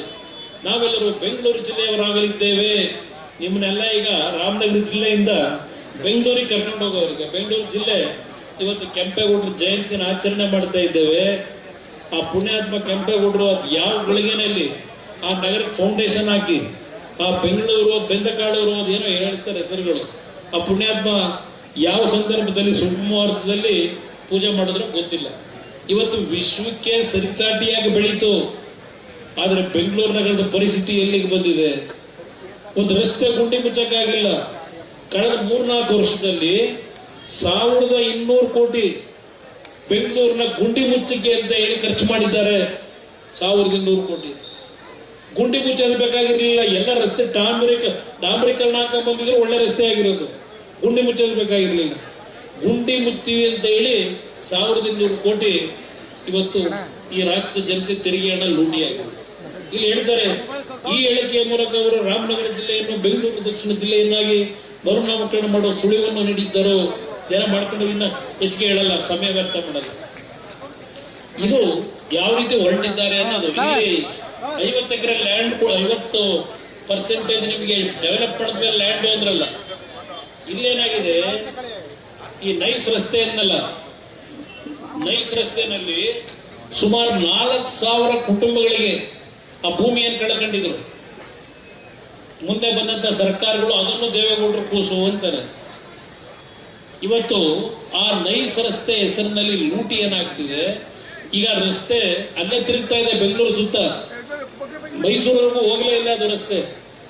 ಇವತ್ತು ಆ ರಸ್ತೆಯ ಅಕ್ಕಪಕ್ಕದಲ್ಲಿ ಎಷ್ಟು 1000 ಕೋಟಿ ಬೆಲೆ ಬಾಳ್ತಕ್ಕಂಥ ಭೂಮಿ ಯಾರು ಲಪಟಾಯಿಸಿದ್ದಾರೆ? ಶಿವಕುಮಾರ್ ಅವರೇ, ಇಲ್ಲೆಲ್ಲ ನಂದೆಲ್ಲ ನನ್ನ ಮಗೊಂದು 5 ಎಕರೆ ಭೂಮಿ ಬಗ್ಗೆ ಬೋರ್ಡ್ ಹಾಕೊಂಡು ಹೊರಟಿದ್ರಲ್ಲ ರಸ್ತೆಯಲ್ಲಿ. ಯಾವ್ಯಾವ ಕುಟುಂಬ ಬೀದಿ ಪಾಲ್ ಮಾಡಿ, ಯಾರ್ಯಾರನ್ನ ಕಿಡ್ನಾಪ್ ಮಾಡಿ ಇಲ್ಲಿ ಜಮೀನು ತಗೊಂಡಿದ್ರಲ್ಲ, ಸ್ಕೂಲ್ಗಳು ಕಟ್ಟಿದಿರಲ್ಲ, ಯಾವ ರೀತಿ ಕಟ್ಟಿದಿರಿ? ಇವತ್ತು ಇಲ್ಲಿ ನನ್ನ ಜನಗಳನ್ನ, ನನಗೆ ಜನ್ಮ ಕೊಟ್ಟಿರೋ ಜನ ರಾಜಕೀಯದಲ್ಲಿ ನೀವು ನಿಮ್ಮನ್ನ ಎತ್ತಂಗಡಿ ಮಾಡ್ತಕ್ಕಂಥದ್ದಕ್ಕೆ ನಾನು ಒಪ್ಪಿಗೆ ಕೊಡ್ತೀನ? ನನ್ನ ಮುಂದೆ ಬಂದ್ರಿ, ಒಂದು 50 ಜನ ನಿಮ್ಮ ತೋಟಕ್ಕೆ ಬಂದ್ರಿ, ಇವತ್ತು ಈ ರೀತಿ ಆಗಿದೆ, ನಿಮ್ಗೆ ಬೆಂಬಲ ಬೇಕು, ನಿಮ್ಗೆ ದೊರಿಬೇಕು ನಮಗೆ ಅಂದ್ರೆ ನಿಮ್ ಪರವಾಗಿ ನಾನು ನಿಂತಿದ್ದೇನೆ. ಇಲ್ಲಿ ಯಾವುದೇ ರಾಜಕೀಯದ ದ್ವೇಷಕ್ಕಲ್ಲ. ನೀವು ಬಂದಾಗ ಶಿವಕುಮಾರ್ ಮುಖ್ಯಮಂತ್ರಿ ಆಗಿರ್ಲಿಲ್ಲ, ಸಿದ್ದರಾಮಯ್ಯ ಮುಖ್ಯಮಂತ್ರಿ ಇದ್ರು. ಇಲ್ಲಿ 4000 ಜನಕ್ಕೆ 25 ವರ್ಷ ಆಗಿದೆ, ಇನ್ನೂ ಆ 40% 50% ಭೂಮಿ ಕೊಡ್ಬೇಕಲ್ಲ. ಇವತ್ತವರೆಗೂ ಕೊಟ್ಟಿಲ್ಲ. ಮುಖ್ಯಮಂತ್ರಿ ಸಿದ್ದರಾಮಯ್ಯ ಪತ್ರ ಕೊಟ್ಟವ್ರೆ, ನಮಗೆ 30 ವರ್ಷ ಆಯ್ತು, ಇನ್ನು 30-40 60-40 ಸೈಟ್ ಕೊಡ್ತೀವಿ ಅಂದ್ರು. ನಾವು ಭೂಮಿ ಕಳ್ಕೊಂಡಿದ್ದೇವೆ, ನಮ್ಗಿನ್ನೂ ಭೂಮಿ ಬಂದಿಲ್ಲ ಅಂತ ಹೇಳಿ ಸೈಟು 4000 ಅರ್ಜಿ ಆ ನೈಸ್ ರಸ್ತೆ ಏನಿದೆ ಅಲ್ಲಿ ಕೊಡ್ಬೇಕಾದ ಇನ್ನೂ ಕೊಟ್ಟಿಲ್ಲ. 30 ವರ್ಷ ಆಯ್ತು. ಇನ್ನು ನಿಮ್ ಶಿವಕುಮಾರ್ ನಿಮಗೆ ಇಲ್ಲಿ 50% ಕ್ಯಾಶು 50% ಭೂಮಿ ಕೊಡ್ತೀನಿ ಅಂತ ಹೇಳ್ತಾವ್ರಲ್ಲ, ಅವ್ರು ಇರ್ತಾರೋ ನಾವಿರ್ತೀವೋ ಇಲ್ಲ ನೀವಿರ್ತೀರೋ ಗೊತ್ತಿಲ್ಲ. ಯಾವಾಗ ಕೊಡ್ತಾ ಇದ್ದಾರೆ? 30 ವರ್ಷ ಆಗಿದೆ, ಇನ್ನೂ ಕೊಟ್ಟಿಲ್ಲ. ಭೂಮಿಯಲ್ಲಿ ಎಂಟೈರ ಪ್ರಾಪರ್ಟಿನ ಒಡೆದುಕೊಳ್ತವೆ. ಇದೊಂದು ಭಾಗ.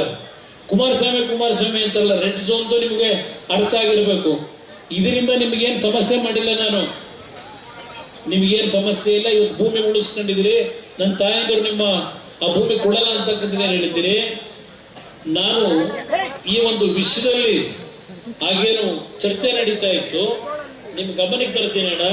ನನ್ನ ತಾಯಂದ್ರಿಗೆ ವಿಧಾನಸಭೆಯಲ್ಲಿ 2 ದಿನ ನಡೀತು ಚರ್ಚೆ. ಅದು ಬರೀ ನಮ್ಮ ಬಿಡದಿ ಭಾಗದ್ದಲ್ಲ, ಇಡೀ ಬೆಂಗಳೂರು ಸುತ್ತಮುತ್ತ 5 ಟೌನ್ಶಿಪ್ನ ವಿಷಯದಲ್ಲಿ ಬಹಳ ದೊಡ್ಡ ಚರ್ಚೆ ಆಯಿತು. 2 ಗಂಟೆ ಕಾಲ, ಅಲ್ಲ 2 ದಿನಗಳ ಕಾಲ. ಸಿದ್ದರಾಮಯ್ಯನವರು ಭಾಷಣ ಮಾಡಿದ್ರು, ಮಲ್ಲಿಕಾರ್ಜುನ್ ಖರ್ಗೆ ಭಾಷಣ, ಧರ್ಮಸಿಂಗ್ ಅವರು ಭಾಷಣ, ಇದೇ ಶಿವಕುಮಾರ್ ಅವರು ಭಾಷಣ, ಹೀಗೆ ಹಲವಾರು ಜನ 2 ದಿನ ಭಾಷಣ ಮಾಡ್ತಾರೆ ವಿಧಾನಸಭೆ ಕಲಾಪದಲ್ಲಿ. ಇದು ವಿಧಾನಸಭೆ ಕಲಾಪದ ಬುಕ್. ಇದು ನಾನು ಅವತ್ತು ಮುಖ್ಯಮಂತ್ರಿ ಇದ್ದಾಗ ಅವ್ರು ಏನೇನು ಚರ್ಚೆ ಮಾಡೋರು ಇದೆಲ್ಲ ಇಲ್ಲಿ. ಇವತ್ತು ರೈತರ ಭೂಮಿನ, ಇವತ್ತು ಯಾವುದೇ ಕಾರಣಕ್ಕೂ ಫಲವತ್ತಾದ ಭೂಮಿನ ಯಾವುದೇ ಕಾರಣಕ್ಕೂ ಅಕ್ವೈರ್ ಮಾಡಬಾರದು ಅಂತ ಭಾಷಣ ಮಾಡವ್ರೆ. ಅವತ್ತು 2007 ಜುಲೈ ತಿಂಗಳಲ್ಲಿ ನಾನು ಅದಕ್ಕೆ ಏನು ಉತ್ತರ ಕೊಟ್ಟಿದ್ದೀನಿ? BMRDA ಇಂದ ರಾಮನಗರ ತಾಲೂಕು ಬಿಡದಿಯಲ್ಲಿ ಏನು ಪ್ರಾಜೆಕ್ಟ್ ಬರಬೇಕಂತ ಹೇಳಿ ನಮ್ಮ ಅಧಿಕಾರಿಗಳು ಚಿಂತನೆಯನ್ನು ನಡೆಸಿದ್ದಾರೆ. ಇದರಲ್ಲಿ ರೈತರನ್ನು ಒಕ್ಕಲೆಬ್ಬಿಸಬೇಕೆಂದು ಅಲ್ಲ, ರೈತರು ಬಹಳ ಆಕ್ರೋಶದಲ್ಲಿ ಮಾತನಾಡುತ್ತಿದ್ದಾರೆಂದು ಹೇಳುತ್ತಿದ್ದೀರಿ. ನನಗೆ ಓಟು ಕೊಟ್ಟಿರುವಂತ ಪುಣ್ಯಾತ್ಮರು ಅವರು ಬಿಡದಿ ವಿಷಯದಲ್ಲಿ ನಾನು ಅವತ್ತು ವಿಧಾನಸಭೆಯಲ್ಲಿ ಹೇಳಿರ್ತಕ್ಕಂಥದ್ದು, ನನಗೆ ಓಟ್ ಕೊಟ್ಟಿರ್ತಕ್ಕಂಥ ಪುಣ್ಯಾತ್ಮ ಜನರು, ಅವರನ್ನ ನಾನು ಒಕ್ಕಲೆಬ್ಬಿಸಿ ಅವರ ಮನಸ್ಸಿಗೆ ನೋವು ಕೊಟ್ಟು ಅಲ್ಲಿ ಟೌನ್ಶಿಪ್ ಮಾಡತಕ್ಕಂಥ ಅವಶ್ಯಕತೆ ನನಗಿಲ್ಲ. ಇದು ವಿಧಾನಸಭೆ ಕಲಾಪದಲ್ಲಿ ನಾನು ಮಾಡಿರ್ತಕ್ಕಂಥ ಭಾಷಣ, ಅವತ್ತು ಈ ರಾಜ್ಯದ ಮುಖ್ಯಮಂತ್ರಿಯಾಗಿ. ಇದು ರೆಕಾರ್ಡ್ನಲ್ಲಿ ವಿಧಾನಸಭೆಯ ದಾಖಲೆಯಲ್ಲಿದೆ. ಅಲ್ಲಿಗೆ ನಿಲ್ಲಿಸ್ತಾ ಇದು ಅಕ್ಟೋಬರ್ ತಿಂಗಳಲ್ಲಿ ನಾನು ಮಾಡಿರ್ತಕ್ಕಂಥ ಭಾಷಣ. ಅದಾದ 2 ತಿಂಗಳು ನನ್ನ ಸರ್ಕಾರ ಹೋಯಿತು. ಆ 2 ತಿಂಗಳಲ್ಲಿ ಯಾವುದೇ ರೀತಿಯ ಚಟುವಟಿಕೆಗೆ ಇಲ್ಲಿಯ ಒಂದು ಟೌನ್ಶಿಪ್ ವಿಷಯದಲ್ಲಿ ಫುಲ್ ಸ್ಟಾಪ್ ಮಾಡಿದೆ. ಆಮೇಲೆ ನಂತರ ಬಂದಂತರು ಅದೇನೇನೋ ವ್ಯವಸ್ಥೆಗಳು ಮಾಡ್ಕೊಂಡು ಅದೇನೋ ಡೀಟೇಲ್ ಇದೆ, ಅದು ಎಲ್ಲ ನಿಮ್ಗೆ ಹೇಳಲ್ಲ. ಇವತ್ತು ನಾನು ಇದನ್ನು ಯಾಕೆ ನಿಮ್ಮ ಮುಂದೆ ಹೇಳ್ತಾ ಇದ್ದೇನೆ, ಇವತ್ತು ರಾಜ್ಯದಲ್ಲಿ ಮತ್ತು ಅಷ್ಟೇ ಅಲ್ಲ ದೇಶದಲ್ಲಿ ಇವತ್ತು ಯಾವ್ಯಾವ ಪರಿಸ್ಥಿತಿಗಳಿದೆ ಕಣ್ಣಾರೆ ನೋಡಿದ್ದೇನೆ. ನಮ್ಮ ಯುವಕರು ಹಲವಾರು ಕುಟುಂಬದಲ್ಲಿ ನಿಮ್ಮ ಜಮೀನು ಮಾರ್ತೀರಿ, ಮನೆ ಮಾರಾಟ ಮಾಡ್ತೀರಿ, ನನ್ನ ಮಕ್ಕಳು ಏನೋ ಒಂದು ಓದ್ಬಿಟ್ಟು ಒಂದು ಜೀವನದಲ್ಲಿ ಸೆಟ್ಲ್ ಆಗಲಿ ಅಂತ ಹೇಳಿ ನಿಮ್ಮ ಕುಟುಂಬದಲ್ಲಿ ಮಕ್ಕಳನ್ನ ಓದಿಸ್ತೀರಿ. ಇವತ್ತು ಕಂಪ್ಯೂಟರ್ ಸೈನ್ಸ್ ಓದಿರೋದಿರ್ಬೋದು, ನಿಮ್ಮ ಯಾವುದು ಆರ್ಟಿಫಿಷಿಯಲ್ ಇಂಟೆಲಿಜೆನ್ಸ್ ಇರ್ಬೋದು, ಮೆಕ್ಯಾನಿಕಲ್ ಇಂಜಿನಿಯರ್ ಇರ್ಬೋದು, ಇವತ್ತು ಸಿವಿಲ್ ಇಂಜಿನಿಯರ್ ಇರ್ಬೋದು. ನನ್ನ ಹತ್ರ ಬಂದರೆ ಇವತ್ತು ಕನಿಷ್ಠ ಒಂದು 5,000 ರಿಂದ 10,000 ಅಪ್ಲಿಕೇಶನ್ ಇದೆ ನನ್ನ ಒಬ್ಬನ ಹತ್ರ. ಬೆಳಗ್ಗೆ ಎದ್ರು ಬರ್ತಾರೆ, ಕಣ್ಣಲ್ಲಿ ನೀರು ಹಾಕ್ತಾರೆ, ಎಲ್ಲಿ ಕೆಲಸ ಕೊಡಿಸ್ತಾ ಇದ್ದೀವಿ. ನಾನು ಎಲ್ಲ ವಿಷಯ ಹೇಳಕ್ ಹೋದ್ರೆ ದಿನೆಲ್ಲೆಲ್ಲ ಹೋಗುತ್ತೆ. ಆದ್ರೆ ಒಂದು ನಿಮ್ಗೆ ಹೇಳ್ತೀನಿ, ಇವತ್ತೇನು ನಿಮ್ಮ ಹೋರಾಟ ಇದೆ, ಇವತ್ತು ನನ್ನ ಬಗ್ಗೆ ಅಪಪ್ರಚಾರ ಇದೆ, ನಾನು ಏನಾದರೂ ಒಂದು ಕಿಂಚಿತ್ತು ನಿಮ್ಮ ಮನಸ್ಸಿಗೆ ನೋವು ಮಾಡಿದ್ರೆ, ನನ್ನಿಂದ ನಿಮ್ಮ ಕುಟುಂಬದಲ್ಲಿ ಯಾರಿಗಾದ್ರೂ ಕಣ್ಣಲ್ಲಿ ನೀರು ಬಂದರೆ ನಾನು ಒಬ್ಬನಿಗೆ ಅಲ್ಲ, ನನ್ನ ಮಗನಿಗೂ ಶ್ರೇಯಸ್ಸಾಗಲ್ಲ ಅಂತಕ್ಕಂಥ ಭಯ ಇರ್ತಕ್ಕಂಥ ಇವತ್ತೇ ನಿಮ್ಮ ಹೋರಾಟ ಇದೆ. ಬರೀ ನಿಮ್ಮ ಹೋರಾಟ ಅಲ್ಲ, ರಾಜ್ಯದಲ್ಲಿ ಯಾವುದೇ ಭಾಗದಲ್ಲಿ ಫಲವತ್ತಾದಂತಹ ಭೂಮಿ, ರೈತರು ಆರ್ಥಿಕವಾಗಿ ಸ್ವಾಭಿಮಾನದಿಂದ ಬದುಕ್ತಕ್ಕಂಥ ಒಂದು ಭೂಮಿಗಳನ್ನು ಹೊಂದಿರತಕ್ಕಂಥ ಭಾಗದಲ್ಲಿ ಇನ್ನು ಮುಂದಿನ ದಿನಗಳು ಯಾವುದೇ ಭಾಗದಲ್ಲಿ ಈ ರೀತಿಯ ಒಂದು ಕಾರ್ಯಕ್ರಮವನ್ನು ರೂಪಿಸ್ಲಿಕ್ಕೆ ಹೋದರೆ, ಇವತ್ತೇನು ನನ್ನನ್ನ ಮನಸ್ಸು ಇವತ್ತು ತೆರೆದಿದ್ದೀರಿ, ಆ ಎಲ್ಲಾ ರೈತರ ಪರವಾಗಿ ನಾನು ಹೋರಾಟ ಮಾಡ್ಲಿಕ್ಕೆ ಸಿದ್ಧ ಇರತಕ್ಕಂಥ. ರೈತರು ಆತ್ಮಹತ್ಯೆ ಮಾಡ್ಕೊತಾ ಇದ್ರು, ನಾನು ಹೇಳಿದೆ ದಯವಿಟ್ಟು ನಿಮ್ಮ ಕುಟುಂಬಗಳನ್ನು ಅನಾಥ ಮಾಡಬೇಡಿ. ನನಗೇನಾದ್ರೂ ಒಂದು ಅವಕಾಶ ಸಿಕ್ಕಿದಾಗ ನಿಮ್ಮ ಸಾಲ ರಾಷ್ಟ್ರೀಕೃತ ಬ್ಯಾಂಕು, ಸಹಕಾರಿ ಬ್ಯಾಂಕು ಮನ್ನಾ ಮಾಡ್ಕೊಡ್ತೀನಿ, ನಿಮ್ಮ ಕುಟುಂಬಗಳನ್ನ ಅನಾಥ ಮಾಡಬೇಡಿ ಅಂತ ಹೇಳಿದಾಗ ಇವನು ಎಲ್ಲಿಂದ ಬರ್ತಾರೆ, ಮುಖ್ಯಮಂತ್ರಿ ಆಯ್ತಾನೆ, ಇವನಿಗೆ ಜನ ಊಟ ಹಾಕಾರೆ ಯಾರು, ಮುಖ್ಯಮಂತ್ರಿನೇ ಆಗೋದಿಲ್ಲ, ಅದಕ್ಕೆ ಸುಳ್ಳು ಹೇಳ್ತಾನೆ ಅನ್ನೋರು. 2ನೇ ಬಾರಿ ಬರೀ 38 ಸೀಟೇ ಆಗಲೂ ಬಂದಿದ್ದು. ನಿಮ್ಮ ಆಶೀರ್ವಾದದಲ್ಲಿ ಮಂಜುನ ಗೆಲ್ಲಿಸ್ಕೊಟ್ರಿ. ಅವತ್ತು ನಾನು 14 ತಿಂಗಳಲ್ಲಿ ಸುಮಾರು 25,000 ಕೋಟಿ ಹೊಂದಿಸಿ ಯಾವ ರೀತಿ ಸಾಲ ಮನ್ನಾ ಮಾಡ್ತಕ್ಕಂಥ ನಿರ್ಧಾರ ಮಾಡಿಕೊಟ್ಟೆ. ನಾನು ಯಾವುದಾದ್ರೂ ಒಂದು ವಿಷಯ ಹೇಳಿದ್ರೆ ತಾತ್ಕಾಲಿಕವಾಗಿ ನಿಮಗೆ ಖುಷಿ ಕೊಡ್ಲಿಕ್ಕೆ ಹೇಳತಕ್ಕಂಥವನಲ್ಲ. 2006-7 ಹಲವಾರು ಅತ್ಯುತ್ತಮವಾದಂಥ ಕೆಲಸ ಮಾಡಿದ್ದೇನೆ, ಪ್ರಚಾರ ಪಡೀಲಿಲ್ಲ. ನೀವು ಬೆಳೆಸಿರ್ತಕ್ಕಂಥವ್ರು, ನಿಮಗೆ ಇಷ್ಟು ದಿನಗಳ ಕಾಲ ಇವತ್ತೇ ನಿಮ್ಮನ್ನು ಈ ರಸ್ತೆಯಲ್ಲಿ ಕೂರಿಸಿದ್ದೀನಿ. ಇವತ್ತು ನನಗೆ ನಿಮಗಿಂತ ಹೆಚ್ಚಿನ ನೋವು ನನಗಿದೆ ಅಂತಕ್ಕಂಥದ್ದನ್ನು ಈ ಸಂದರ್ಭದಲ್ಲಿ ಹೇಳ್ತೇನೆ. ಒಂದು, ಇವತ್ತು ಸರ್ಕಾರದಿಂದಲೇ ಮುಖ್ಯಮಂತ್ರಿಗಳು ಪತ್ರ ಬರೆದು ಬನ್ನಿ ವಿಧಾನಸೌಧಕ್ಕೆ ಅಂದರು 26ನೇ ತಾರೀಕು. ನಾನು ತಕ್ಷಣ ಇನ್ನೊಂದು ಪತ್ರ ಬರೆದೆ 1 ಗಂಟೆ ಒಳಗೆ. ನೋಡಪ್ಪ, ನಾನು ವಿಧಾನಸೌಧಕ್ಕೆ ಬರ್ಲಿಕ್ಕೆ ಸಾಧ್ಯ ಇಲ್ಲ. ಯಾವ ಭೂಮಿಯನ್ನ ಕಳ್ಕೊಳ್ತಾ ಇದ್ದೇವೆ, ಒಂದು ಭಯದಲ್ಲಿದ್ದಾರೆ. ಆ ಭೂಮಿಯನ್ನು ಕಳ್ಕೊಳ್ತಕ್ಕಂಥ ನಮ್ಮ ರೈತರ ಸನ್ನಿಧಾನದಲ್ಲಿ ಈ ಒಂದು ಚರ್ಚೆಗಳಾಗಬೇಕು. ಅಲ್ಲಿಗೆ ಬಂದ್ರೆ ನಾನು ಬರ್ತೀನಪ್ಪ ಅಂತ ಹೇಳಿ ಪತ್ರ ಬರೆದೆ. ಯಾಕೆಂದ್ರೆ ಅವ್ರು ಏನ್ ಹೇಳ್ತಾರೆ, ನಿಮ್ಮ ತಂಡದ 5-6 ಜನನ್ನ ಕರ್ಕೊಂಡ್ ಬನ್ನಿ. ನನಗೆ ತಂಡ ಏನು 5-6 ಗುಂಪಿಟ್ಕೊಂಡಿದ್ದೀನ? ನನ್ನ ತಂಡ ಯಾವುದು? ಈ ನಾಡಿನ 6.5 ಕೋಟಿ ಜನತೆ ನನ್ನ ತಂಡ. ಶಿವಕುಮಾರ್ ಅವರೇ, ನೀವು ನಿಮ್ಗೆ ಬೇಕಾದಂತ ತಂಡಗಳನ್ನು ಇಟ್ಕೊಂಡಿದ್ದೀರಿ. ತಾವರೆಕೆರೆ ಹತ್ರ ಜಮೀನು ಲೂಟಿ ಮಾಡಕ್ ಅಲ್ಲೊಂದು ತಂಡ, ಇನ್ನು ಅಲ್ಲೆಲ್ಲ BM ಕಾವಲ ಹತ್ರ ಅಲ್ಲೊಂದು ತಂಡ. ತಂಡಗಟ್ಟಲೆ ಇದೆ ನಿಮ್ಮ ವ್ಯವಹಾರಗಳು. ಆದ್ರೆ ಏನ್ ಮಾಡೋದು, ಈ ದೇಶದ ಸಂವಿಧಾನದ ವ್ಯವಸ್ಥೆ ಒಳಗೆ ಕಷ್ಟ. ಯಾರನ್ನು ಬೇಕಾದ್ರೂ ಕೊಂಡ್ಕೊತೀರಿ. ಸೂಕ್ಷ್ಮವಾಗಿ ಹೇಳ್ತಾ ಇದ್ದೇನೆ, ಕಾನೂನಿನ ವ್ಯಾಪ್ತಿನಲ್ಲೂ ಸಹ ಒಂದು ಮೆರಿಟ್ ಮೇಲೆ ನೀವು ಹೋರಾಟ ಮಾಡಲ್ಲ. ಮೆರಿಟ್ ಮೇಲೆ ಹೋರಾಟ ಮಾಡಲ್ಲ. ನಾವು ಎಲ್ಲ ಸತ್ಯ ನಾನು ಹೇಳಕ್ಕಾಗಲ್ಲ. ಯಾವ ರೀತಿ ನಡ್ಕೊಂಡ್ ಬಂದಿದ್ದಾರೆ ಅವರ ಲೈಫ್ ನೋಡ್ಬಿಟ್ರೆ, ನೀವು ಸತ್ತರ ಹೆಬ್ಬೆಟ್ಟಗಳನ್ನು ಹಾಕೊಂಡು ಭೂಮಿ ಖರೀದಿ ಮಾಡ್ತಕ್ಕಂಥ ದೇಶದಲ್ಲಿ ಯಾರಾದ್ರೂ ಇದ್ದಾರೆ? ಯಾರಾದ್ರೂ ನೋಡಿದಿರ? ಸತ್ತೋಗಿರ್ತಾರೆ, ಅವ್ರದ್ದು ಹೆಬ್ಬೆಟ್ಟು. ಈಗ ಇಲ್ಲಿ ಯಾರೋ ಒಂದು ತಂದು ತೋರಿಸಿದ್ರು, ಇಲ್ಲೊಂದು ಯಾವುದೋ ಒಂದು ಸುಳ್ಳ ಹೆಸರಿನಲ್ಲಿ ಈಗಾಗಲೇ ಅವನ ಯಾವನ ಸೆಕ್ರೆಟರಿ ಭೂಮಿನ ಕೊಟ್ಟಿರ್ಲಿ, ಯಾರೋ ಹೆಸರಿಗೆ ಭೂಮಿ ಈಗ ದಾಖಲೆ ಮಾಡಿಕೊಟ್ಟವ್ರೆ. ಇಂಥವು ಬರೀ ಒಂದಲ್ಲ. ಇಲ್ಲಿ ನಡೆದಿರೋದು ಯಾರು ನಮ್ಮ ಹೆಣ್ಮಗಳು ಮೊದಲು 9,000 ಎಕರೆ ಅಂತ ಹೇಳಿದ್ರಿ, ಈಗ 7,500 ಎಕರೆಗೆ ಯಾಕೆ ಇಳಿತು? 2,000 ಗೋಮಾಳ ಇದೆ ಅಂದ್ರಿ, ಈಗ 700 ಎಕರೆ ಗೋಮಾಳ ಅಂತಿದ್ರಿ. ಇನ್ನುಳಿದ ಗೋಮಾಳದ ಭೂಮಿ ಎಲ್ಲೋದು? ಇದೇ ಹೋಗಿರೋದು ಇಲ್ಲಿ. ಈ ತರ ನಾನೇನೋ ಹೇಳಿದೆ, ಅಧಿಕಾರಿಗಳು ಯಾವನೊಬ್ಬ ಅದನ್ನ ಗೊತ್ತಿದೆ ನನಗೆ. ಮುಂದಕ್ಕೆ ಈ ತರ ಮಾಡ್ಕೊಂಡು ಹೋಗ್ರಿ, ಪಾಪದ ಕೆಲಸ ಮಾಡಿದ್ರೆ ಜೈಲಿಗೆ ಹೋಗ್ಬೇಕಾಯ್ತದೆ, ಎಚ್ಚರಿಕೆಯಲ್ಲಿ ಇರಿ ಅಂದೆ. ಅದಕ್ಕೆ ಅದೇ ಅಂತದ ನನ್ನ ಫೋಟೋ ಹಾಕ್ಬಿಟ್ಟು ಕುಮಾರಸ್ವಾಮಿನ ಅಲ್ಲಿಗೆ ಹೊಡೆದ್ರೆ ಜೈಲಿಗೆ ಕಳಿಸ್ತೀವಿ ಅಂತಾರೆ. ಇನ್ನೊಂದು 100 ಜನ್ಮ ಎತ್ತು ಬರಬೇಕು, 100 ಜನ್ಮ ಎತ್ತು ಬರಬೇಕು. ಏನ್ ದೊಡ್ಡ ಘನಂದಾರಿ ಕೆಲಸ ಮಾಡಿದಿರಿ ಅಂತ ಹೇಳಿ TR ಜೈಲಿಗೆ ಕರ್ಕೊಂಡು ಹೋಗಿದ್ರ? ಏನ್ ಈ ರಾಜ್ಯದ ಜನಕ್ಕೋಸ್ಕರವಾಗಿ ಕಾವೇರಿ ಮೇಕೆದಾಟು ನೀರನ್ನ ಹೋರಾಟಕ್ಕೋಸ್ಕರವಾಗಿ ತಗೊಂಡೋಗಿ TR ಜೈಲಿಗೆ ಹಾಕಿದಾರ? ನಿಮ್ಮನೆ ಸ್ವಾತಂತ್ರ್ಯಕ್ಕೆ ಹೋರಾಟ ಮಾಡಿ ಜೈಲಿಗೆ ಹಾಕಿದ್ರ? ನನಗೆ ಕನಕಪುರದವರು ಕೆಲವರು ಇಲ್ಲ, ಅವರು ಇಲ್ಲಿ ನನಗೆ ಹೇಳೋರು, ಇದೇನು ನಮ್ಮ ಕೆಂಪೇಗೌಡರು ವಂಶ ಅಂತಾರೆ, ಅದೇನೋ ಬಳಗಟ್ಲೆ ಅಳಿಯರಂತೆ ಇಬ್ಬರಿಗೆ. ಪಾಪ ಈಗ ಹೆಂಗವ್ರೆ? ನನ್ನ ಮಗನದಲ್ಲೆಲ್ಲೋ ಹಾಕೊಂಡಿದ್ರಲ್ಲಪ್ಪ, ಅವನಿಲ್ಲ, ಅವರು ಇಲ್ಲ 5 ಎಕರೆ ಮಾಡ್ಕೊಂಡು. ನಮ್ಗೆ ಯಾಕೆ ಅಂದ್ರೆ ಯಾರೋ ಒಬ್ಬ ಟಿವಿ ನೆನ್ನೆ ಬಂದಿದ್ದ ನೋಡಿದೆ, ನಮ್ಮ ಸಿದ್ದರಾಮಯ್ಯ ಅಂತ ಅವ್ರು ಎಲ್ಲಿದ್ದ, ಭೂಮಿ ಯಾಕೆ ಹೊಡೆದಿದ್ದ, ಮತ್ತೆ ಅದಕ್ಕೆ ನನಗೇನು ಟೋಪಿ ಆಗ್ದ? ನಾವ್ರು ಶಿವಕುಮಾರ್ ಆ ಸ್ಥಾನದಲ್ಲಿ ಇದ್ದಿದ್ರೆ ಕೈ ಕಾಲು ಕುರ್ಸಿ ಬರ್ಸ್ಕೊಳ್ಳೋದು. ನಾನ್ ಮಾಡಿದ್ದೇನು?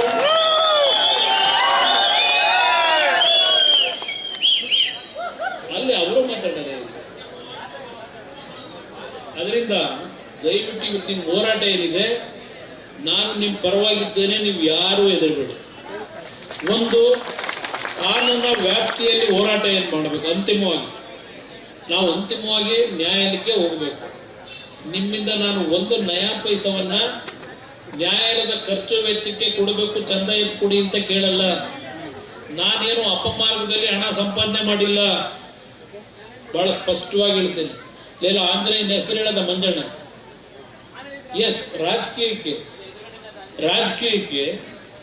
ಇವತ್ತೇನು ರಾಜಕಾರಣ ಇದೆ, ಎಸ್, ನಾನು ರಾಜಕೀಯದಲ್ಲಿ ಚುನಾವಣೆ ಸಂದರ್ಭಗಳಲ್ಲಿ ಬಹಳ ಜನ ತಂದು ಕೊಡ್ತಾರೆ ಹಣನ, ಹಾಗಂತೇಳಿ ಆ ಹಣ ದುರುಪಯೋಗ ಪಡಿಸ್ಕೊಂಡು ನಾನು ಎಲ್ಲೋ ಆಸ್ತಿ ಮಾಡಕ್ ಹೋಗಿಲ್ಲ. ಆ ದೇವಸ್ಥಾನ ಸನ್ನಿಧಾನದಲ್ಲಿ ಹೇಳ್ತಾ ಇದ್ದೆ, ಚುನಾವಣೆಗೆ ಹಣ ಬೇಕು, ನಾನು ಈ ಒಂದು ಸಣ್ಣ ಪಕ್ಷ ಕಟ್ಟಬೇಕು. ಎಲ್ಲಿಂದ ಕಟ್ಟಕ್ಕೆ ಸಾಧ್ಯ? ನಾನು ಮುಖ್ಯಮಂತ್ರಿಯಾಗಿ 2 ಬಾರಿ ಏನಾದರೂ ತಪ್ಪುಗಳನ್ನು ಮಾಡಿದರೆ ತಯಾರಾಗಿದ್ದೀನಿ. ನನ್ನ ಮೇಲೆ 4 ಕೇಸ್ ಹಾಕ್ಸಿದ್ರು. 14 ವರ್ಷದಿಂದ ನಡೀತಾ ಇದೆ ಕೇಸು, ಇನ್ನೂ ಮುಗಿಸಿಲ್ಲ ಅವರು. 14 ವರ್ಷ ಆಯ್ತು. ಯಾವುದೋ ಸಣ್ಣ ಕೇಸುಗಳು. ಅದು ಯಾವ ಕಾರಣ ಅಂದ್ರೆ ಹಿಂದೆ ನಡೀತಾ ಇತ್ತಲ್ಲ ಭ್ರಷ್ಟಾಚಾರ, ಅದರ ವಿರುದ್ಧ ಧ್ವನಿ ಎತ್ತಿ ನಾನು ಹೋರಾಟ ಮಾಡಿದ್ದಕ್ಕೆ ನನಗೇನಾದ್ರೂ ಶಿಕ್ಷೆ ಕೊಡಿಸ್ಬೇಕು ಅಂತೇಳಿ ಪಾಪ ಒದ್ದಾಡಿ ಇವತ್ತೆಲ್ಲ ಇನ್ನೂ ನಡೆಸ್ಕೊಂಡಿದ್ದಾರೆ. ಆದ್ರೆ ನಾನು ಯಾರ ಮುಂದೆ ಹೋಗಿ ಈ ಸಂವಿಧಾನದ ಚೌಕಟ್ಟಿನಲ್ಲಿರ್ತಕ್ಕಂಥ ಸಂಸ್ಥೆಗಳನ್ನ ಕೊಂಡ್ಕೋಬಹುದು ಅಂತೇಳಿ ಗುದ್ದಟತನ ತೋರಿಸಿಲ್ಲ. ಬಹಳ ಸ್ಪಷ್ಟವಾಗಿ ಹೇಳ್ತಾ ಇದ್ದೀನಿ, ಜಾತಿ ಕಾಣಿಸ್ ಧೈರ್ಯವಾಗಿ ಹೇಳ್ತಾ ಇದ್ದೀನಿ. ಇಲ್ಲೆಲ್ಲ ಒಬ್ಬರು ನಮ್ಮ ಯುವಕರು ಹೇಳಿದ್ರು, ಇವತ್ತು ಕರ್ನಾಟಕ ರಾಜ್ಯದಲ್ಲಿ ಯಾರಾದ್ರೂ ಒಂದು ಹೋರಾಟದ ಕಿಚ್ಚಿರ್ತಕ್ಕಂಥವನಿದ್ರೆ ಅದು ಕುಮಾರಣ್ಣ ಅಂತೇಳಿ ಇಲ್ಲೇನು ಹೇಳಿದ್ರಿ. ಇವತ್ತು ಆ ಒಂದು ವಿಷಯದಲ್ಲಿ ನಾನು ಯಾವುದೇ ಸ್ವಾಭಿಮಾನ ಕಳ್ಕೊಂಡು ರಾಜ್ಯಕ್ಕೆ ಒಳಗಾಗಲ್ಲ. ನಮ್ಮ ಅಪ್ಪ ಅದನ್ನು ಕಲಿಸೂ ಇಲ್ಲ, ನೀವು ನನಗೆ ಕಲಿಸಿಲ್ಲ ಅನ್ನೋದನ್ನ ಹೇಳಲಿಕ್ಕೆ ಬಯಸ್ತೇನೆ. ಇಲ್ಲಿಯವರೆಗೆ ನನ್ನ ರಾಮನಗರ ಜಿಲ್ಲೆ ನನಗೇನು ಪ್ರೀತಿಯಿಂದ ಕಂಡಿದ್ದೀರಿ, ಕುಟುಂಬದ ಮಗನು ಅಣ್ಣನು ಬಂದಿದ್ದಾರೆ ಅಂತ ಹೇಳಿ 2 ಕೈ ತುತ್ತನ ಅನ್ನ ಕೊಟ್ಟಿದ್ದೀರಿ. ನೀವು ನಿಮ್ಗೆಂದು ನಾನು ದ್ರೋಹ ಮಾಡಿ ನಿಮ್ಮ ಹೆಸರು ಕೆಡಿಸ್ತಕ್ಕಂಥ ಕೆಲಸ ಕರ್ನಾಟಕದಿಂದ ದೆಹಲಿಯವರೆಗೆ ಈ ಕ್ಷಣದವರೆಗೂ ನಾನು ಮಾಡಿಲ್ಲ. ನನ್ನ ಮೇಲೆ ವಿಶ್ವಾಸ ಇಟ್ಟಿದ್ದೀರಿ. ಆ ವಿಶ್ವಾಸ ನಾನು ಈ ಭೂಮಿಗೆ ಹೋಗೋವರೆಗೆ ಆ ವಿಶ್ವಾಸವನ್ನು ಕಳ್ಕೊಳ್ಳಕ್ಕೆ ತಯಾರಿಲ್ಲ. ನನಗೆ ಬೇಕಾಗಿರೋದು ಈ ಭೂಮಿಗೆ ಹೋಗಬೇಕಾದ್ರೆ ಈ ನಾಡಿನ 6.5-7 ಕೋಟಿ ಜನತೆಯ ಹೃದಯದಲ್ಲಿ ಇಲ್ಲಪ್ಪ ಇಂಥವನೊಬ್ಬ ಇದ್ದ, ನಮ್ಮ ಕಷ್ಟಗಳಿಗೆ ಸ್ಪಂದಿಸ್ತಾ ಇದ್ದ ಅಂತಕ್ಕಂಥದ್ದು. ನಿಮ್ಮ ಹೃದಯದಲ್ಲಿ ಆ ಸ್ಥಾನ ನಮ್ಗೆ ಸಿಕ್ಕಿದ್ರೆ ಅದಕ್ಕಿಂತ ಇನ್ನೊಂದು ಆಸ್ತಿ ನನಗಿಲ್ಲ ಅನ್ನೋದನ್ನ ನಾನು ಇಟ್ಕೊಂಡಿದ್ದೆ. ಬಹಳ ಜನ ಬರ್ತೀರಿ ಬೆಳಗ್ಗೆ ಮನೆ ಆಯ್ತು. ಇವತ್ತು ಬೆಳಗ್ಗೆ ಒಬ್ಬ ಅಂಗವಿಕಲ ಬರ್ತಾನೆ, ಅವನ ಮನೆ ಬಿದ್ದೋಗಿದೆ, ಇವತ್ತು ದುಡ್ಡು ಕೊಟ್ಟಿಲ್ಲ 5 ರೂಪಾಯಿ ಅಂತೇಳಿ ಶಿವಮೊಗ್ಗದಿಂದ ಬರ್ತಾನೆ. ಇಬ್ಬರು ವಯಸ್ಸಾಗಿರ್ತಕ್ಕಂಥ ತಂದೆ ತಾಯಿದ್ರು, ಒಬ್ಬ ತಾಯಿಗೆ ಕ್ಯಾನ್ಸರು, ಗಂಡನಿಗೆ ಹೃದಯದ ಕಾಯಿಲೆ, ಸುಮಾರು 75-80 ವರ್ಷ ಆಗಿದೆ. ನೋಡಿದ್ರೆ ಚಕ್ಳಕ್ಕೆ ಅವ್ರ ದೇಹದಲ್ಲಿ ಮಾಂಸ ಇಲ್ಲ, ಏನಾದ್ರೂ ಉಳಿಸಪ್ಪ ಅಂತ ಬರ್ತಾರೆ. ಕೇಳ್ತೀನಿ, ಶಿವಕುಮಾರ್ ಅವರೇ ಅದೆಂಥದ್ದು ಲಕ್ಷ್ಮಿ ಯೋಜನೆ ಕೊಟ್ಟು ಗೃಹಲಕ್ಷ್ಮಿ ಅಲ್ಲಿಂದ ಇನ್ನೆಂಥದ್ದು 5 ಗ್ಯಾರಂಟಿ ಕೊಟ್ಟಿದ್ದೀರಲ್ಲ, ಬದುಕಿಸಿದ್ದೀರ ಜನಗಳನ್ನ? ದಯವಿಟ್ಟು ನಿಮ್ಮಲ್ಲಿ ಇರ್ತಕ್ಕಂಥ ಇಲಾಖೆ ಇದೆಯಲ್ಲ, ಯಾರಾದ್ರೂ ಕಳಿಸಿ ನನ್ನ ಮನೆ ಹತ್ರ. ನನ್ನ ಮನೆ ಹತ್ರ ಬೆಳಗ್ಗೆ ಇದ್ರೆ ಯಾವ ರೀತಿಯ ಜನ ನನ್ನ ಮನೆ ಹತ್ರ ಬರ್ತಾರೆ ನೋಡಿ. ರಾಜ್ಯದ ಜನತೆಯ ಪರಿಸ್ಥಿತಿ ಏನಿದೆ ಬಡವರದು. ನನ್ನ ಮನೆ ಹತ್ರ 2 ಗಂಟೆ ನಿಂತ್ಕೊಂಡ್ರೆ ಗೊತ್ತಾಗುತ್ತೆ ನಿಮಗೆ. ನಿನ್ನೆ ರಾತ್ರಿ ನಾನು ಮಂಡ್ಯ ಜಿಲ್ಲೆ ಪ್ರವಾಸ ಮುಗಿಸಿ 9 ಗಂಟೆ 8-8:30 ಹೋದ್ರೆ ಅಲ್ಲೆಲ್ಲೋ ಬೆಳಗಾವಿಯ ಸವದತ್ತಿಯಿಂದ ಒಂದು ಹೆಣ್ಣು ಮಗಳು, ಗಂಡ ಬಿಟ್ಟು ಹೋಗಿದ್ದಾನೆ, 2 ಮಕ್ಕಳಿದ್ದಾವೆ. ಬಂದು ಮನೆ ಹತ್ರ ನಿಂತಿದ್ದಾರಪ್ಪ ರಾತ್ರಿ ಇವನ್ನೆಲ್ಲ ಬಂದಿದೆ ಯಾವ ಕೆಲಸ ಅಂತ ಹೇಳಿ ಮಾರುತ್ತು. ರಾತ್ರಿ 8:30 ಮನೆ ಮುಂದೆ ಗತಿ ಇಲ್ಲ ಅಂತೇಳಿ, ಮನೆ ಇಲ್ಲ, ಸೈಟ್ ಇಲ್ಲ. ಅಯ್ಯೋ ಅದು ಏನು ತುಮಕೂರು ಹೋದ್ರು ಅದೇನೋ ಹಕ್ಕುಪತ್ರ, ಲಕ್ಷಾಂತರ ಕುಟುಂಬಕ್ಕೆ ಹಕ್ಕುಪತ್ರ. ಎಲ್ಲಪ್ಪ ನಿಮ್ಮ ಹಕ್ಕುಪತ್ರ? ಎಂಥದ ಇಲ್ಲ. ನಮ್ಮ ಏನೋ ಮರದ್ದು ಹೇಳ್ತಾ ಇದ್ರಲ್ಲ, ಮರಗಳು ಈಗಲ್ಲ ಕೆಂಪೇಗೌಡರ ಹೆಸರಿನಲ್ಲಿ 15 ಲಕ್ಷ, ಅದಕ್ಕೆ 10 ಕೋಟಿನೋ 20 ಕೋಟಿನೋ, ಅದರಲ್ಲಿ ಯಾರ ಜೋಬಿಗೆ ಎಷ್ಟೆಷ್ಟು ಹೋಯ್ತದೆ ಗೊತ್ತಿಲ್ಲ. ಇನ್ನೊಂದು ವರ್ಷ ಹೋಗಿ 15 ಲಕ್ಷ ಮರ ಹುಡುಕಿದ್ರೆ ಬ್ಯಾಟ್ರಿ ಹಾಕ್ಬೇಕು ನೀವಲ್ಲಿ ಮರ ಹುಡುಕಿ. ಇಲ್ಲಿ ಏನ್ ನೋಡಿ ಎಷ್ಟು ಚೆನ್ನಾಗಿದೆ ಫೋನ್, ನಮ್ಮ ಜೀವನದಲ್ಲಿ ನಾವು ಕೊಡ್ಲಿಲ್ಲ. ಪಾಪ 15 ಲಕ್ಷ ಪರಿಸರ ಐತಿಹಾಸಿಕ ದಾಖಲೆಯ ಭಾಗವಾಗಿ ಭಗವಂತ ಅವಕಾಶ ಕೊಟ್ಟವನೇ. ಶಿವಕುಮಾರ್, ನಿಮ್ಮ ಹಳೆ ಹಿಂದಿನ ಚರಿತ್ರೆಯನ್ನ ಮರೆತು ಬಿಡಿ, ಹೊಸ ಮನುಷ್ಯರಾಗಿ ಯಾವುದು ಶಾಶ್ವತ ಅಲ್ಲ. ಹೋಗ್ಬೇಕಾದ್ರೆ 6 ಮೂರಡಿನೇ. ನಿಮ್ಮಿಂದ ನೀವೇನ್ ಮಾಡಿದಿರಿ ಅಪಮಾರ್ಗದಲ್ಲಿ ಯಾವುದೂ ನಿಮ್ ಜೊತೆಲಿ ಬರೋದು ನೀವೇನಾದ್ರೂ 4 ಜನ ಒಳ್ಳೆ ಕೆಲಸ ಮಾಡಿದ್ರೆ ಆ ಜನ ಬಂದು ಕಣ್ಣಲ್ಲಿ ನೀರು ಹಾಕ್ತಾರಲ್ಲ, ಅಯ್ಯೋ ಪಾಪ ಹೋದ್ನಲ್ಲ ಅಂತ. ಅದು ನಿಮ್ಮ ಆಸ್ತಿ. ನಿಮ್ಮ ಬಿಲ್ಡಿಂಗ್ ಅಲ್ಲೆಲ್ಲೋ ನಾವು ಬಂಗಾರಪ್ಪ ನಗರದಲ್ಲಿ ಬಹುಶಃ ಇಲ್ಲಿ ಯಾರಾದ್ರೂ ಹೋಗಿರ್ಬೇಕಲ್ಲಿ, ಏನು ಕಟ್ಟವ್ರೆ ವಿಧಾನಸೌಧಕ್ಕಿಂತ ಪ್ಯಾರಲ್ ಆಗಿ. ಇದು ಶಿಕ್ಷಣ ಶಾಲೆ, ಎಂತ ನ್ಯಾಷನಲ್ ಪಬ್ಲಿಕ್ ಶಾಲೆ ಅಂತ ಮನೆ ನೋಡಿದ್ರ 20 ಮನೆ. ಪಾಪ ಅಲ್ಲಿ ಇಲ್ಲೆಲ್ಲ ನಮ್ಮ ಹಳ್ಳಿಯಿಂದ ಹೋಗಿ ಕೂಲಿ ಕೆಲಸ ಮಾಡ್ತಾರೆ ರಾಜರಾಜೇಶ್ವರಿ ನಗರದಲ್ಲಿ. ಆ ಗುಡ್ಡದ ಮೇಲೆ ನ್ಯಾಷನಲ್ ಹೋಗ್ಲಿ, ಫ್ರೀ ಸೀಟ್ ಏನಾದ್ರು ಕೊಡ್ತೀರಾ ಅಲ್ಲಿ? ಎಷ್ಟು ರೇಟ್ ತಗೋತೀರಿ ಮಕ್ಕಳಿಗೆ? ಪಾಪ ಅವ್ರು ಯಾರೋ ಒಬ್ಬ 70 ವರ್ಷ ರಿಟೈರ್ಡ್ ಮನುಷ್ಯ ನನ್ನ ಹತ್ರ ಒಂದು ಇಷ್ಟು ರೆಕಾರ್ಡ್ ಇಟ್ಕೊಂಡು ಬಂದ ಕಾಲು ಸೌದೋಯ್ತವ. ಈ ಅಧಿಕಾರಿಗಳು ಸುಳ್ಳು ರೆಕಾರ್ಡ್ಗಳನ್ನು ಸೃಷ್ಟಿ ಮಾಡಿ ಯಾವ್ಯಾವ ತರ ಲೂಟಿ ಮಾಡ್ಕೊಂಡಿದ್ದೀರಿ. ನೀವು ನನ್ನ ಮೇಲೆ ಇಲ್ಲೆಲ್ಲ ಪೋಸ್ಟರ್ ಹಾಕ್ತೀರಿ. ಪೋಸ್ಟರ್ ಹಾಕೊಂಡು ನಾವು ಯಾವುದೇ ಅಂತ ಅಪಮಾರ್ಗದ ಕೆಲಸಗಳನ್ನು ಮಾಡ್ಲಿಕ್ಕೆ ಹೋಗಿಲ್ಲ.